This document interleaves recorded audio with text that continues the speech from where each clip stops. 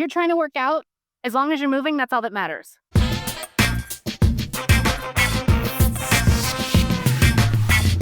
What's up, you guys? Famous Ashley Grant here. Welcome to More Movement, Please, the podcast where I hope to inspire you to move your body more. Today, I have another voice note for y'all, and this one comes to us from Sunaina Chopra, and this is what she had to say. Hello there. My name is Sunaina Chopra, and I'm a dual physiotherapy and PhD student at the University of British Columbia in Vancouver, Canada. Let me start with a question. Have you ever felt like if you can't make it to the gym, your physical activity for the day just doesn't count? If that sounds familiar, you're definitely not alone. We've been taught to think of exercise as something structured, like lifting weights for a certain amount of reps, running on a treadmill for a certain amount of time, or playing sports. And while those are really great ways to be active, they're not the only ways to be active. In fact, a lot of the movement we do in our everyday life, what we might call non conventional physical activity, can be just as beneficial for our health and well being. So let's talk about what that actually looks like. Thinking about gardening, it might not feel like a workout, but you're squatting, lifting, digging, reaching. It's a full body movement. And research backs this up a lot. A study published in the Lancet followed people involved in a community garden over about 2.5 years. What they found was pretty powerful, which is likely why it ended up in such a prestigious journal.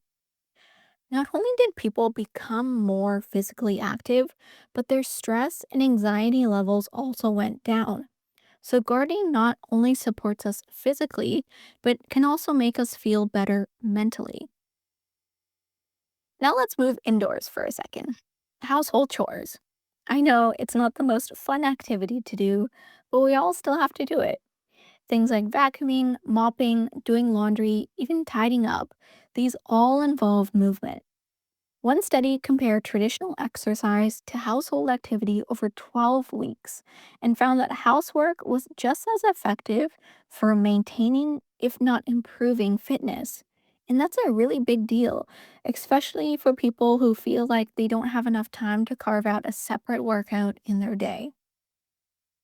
And then there's something a lot of us already do without even thinking of it as exercise: playing with kids or pets. Whether it's walking your dog or tossing a ball around the living room, because let's be honest, some dogs like mine are just committed to staying cozy indoors, all of that adds up. And not just for you, but for your kids as well. Research shows that children and youth who walk their dogs or play with their pets are significantly more likely to meet physical activity recommendations. And so the next time your kids ask for a puppy, you might want to mute this part if they are listening, but technically they'd have a pretty solid evidence based argument for it in terms of physical activity and fitness. So, what's the takeaway here? Movement doesn't have to be perfect, structured, or time consuming to be meaningful. It doesn't have to happen in a gym, and it definitely doesn't have to look the same for everyone. What matters most is that it fits into your life. If you're someone who loves the gym, amazing, keep going.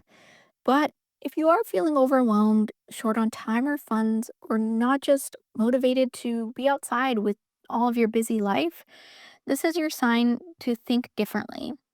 Your walk with your dog counts. Your time spent gardening counts. Cleaning your space counts. It all contributes to your overall health and well being. So, next time you catch yourself thinking, I didn't work out today, maybe pause and ask, how did I move today? Because chances are you did more than you think, and that's something to be really proud of.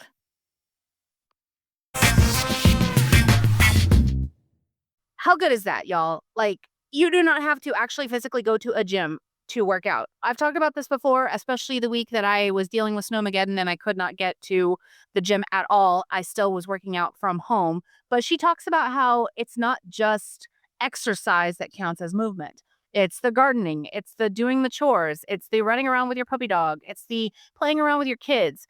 You don't have to actually subscribe to a specific method of movement for it to count as movement. So take what she said and look at your own life. How much movement are you actually doing? And if you feel like whenever you do like a personal audit of yourself that you're not moving enough, let that be your sign that it's time to get up and move some more. Something as simple as just getting up and jumping up and down, or going onto YouTube and finding your favorite song and just dancing right there at your desk, or even in the car, you can be moving more than you are. You would be surprised just how much movement you could get in if you start consciously thinking about moving your body. And so that's the whole point of this entire podcast, right? Is to find more movement, please. Find all the ways that you can move your body more, and don't think about the fact that you have to do it a specific way.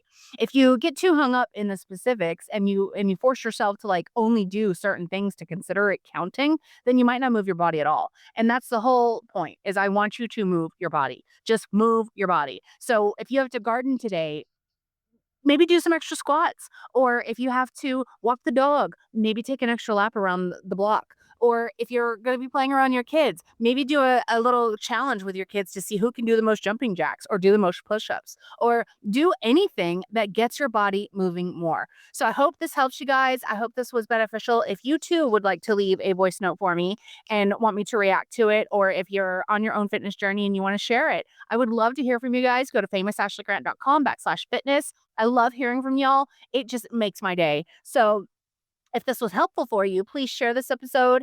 And I cannot wait to hear more from y'all, because I just, like I said, I get such a kick out of it when you guys send me voice notes. It's one of my favorite things in the whole world. So thank you for tuning in. Hope this was helpful. Onwards and upwards, my friends. Have you worked out today?